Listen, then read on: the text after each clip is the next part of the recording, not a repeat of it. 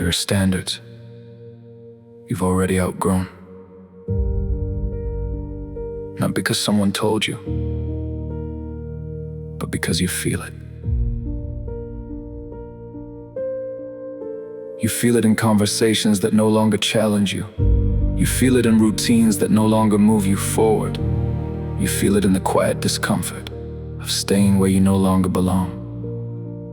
Because growth has a signal, and that signal is discomfort. Not the kind that breaks you, but the kind that reminds you you've outgrown this. Outgrown the habits, outgrown the environment, outgrown the version of yourself that once felt normal. And yet, you stay. You stay in patterns that no longer serve you. You stay in spaces that no longer challenge you. You stay in routines that no longer build you. Not because you don't know better, but because leaving requires a decision. And that decision comes with a cost. The cost of discomfort, the cost of uncertainty, the cost of becoming someone who can no longer go back. Because raising your standard means losing access to the life you used to tolerate. And that's the part most people avoid. They don't avoid growth because it's hard. They avoid growth because it forces them to let go. Let go of comfort, let go of familiarity, let go of the version of themselves that kept them safe but small. But every time you ignore it, you feel it. That quiet frustration, that subtle dissatisfaction, that inner voice that doesn't go away.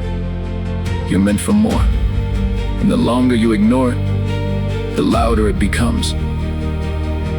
Because the truth is simple.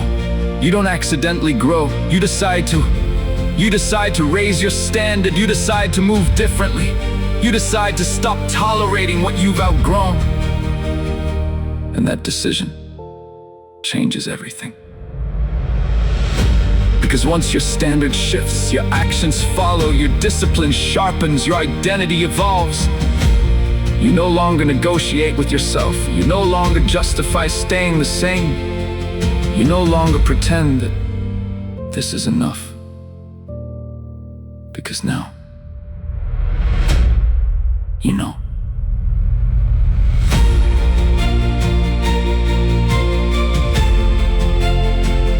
The standard you walk past eventually becomes the life you live. And if you don't raise it, nothing changes.